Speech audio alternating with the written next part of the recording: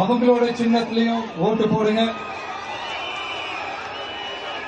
நம்ம டிவிகே புதுச்சேரி எலெக்ஷன்ல முதலா போட்டி போடுது. இங்க 2 கூட்டணி இருக்கு. நீங்க தனியா வந்து என்ன செய்ய போறீங்கன்னு உங்க மனசுல ஒரு கேள்வி ஒன்று எழலாம்.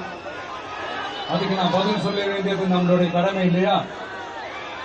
ஆனா அதை சொல்றதுக்கு முன்னாடி இங்க ஏற்கனவே இருக்கிற கூட்டணியை பத்தி கொஞ்சம் நீங்க தெரிஞ்சுக்கணும் இல்லையா? இந்த காங்கிரஸ் திமுக கூட்டணி இருக்கு. அதுல காங்கிரஸ் மட்டுமே 5-6 முறைக்கு மேல இங்க ஆட்சியில இருந்தாங்க.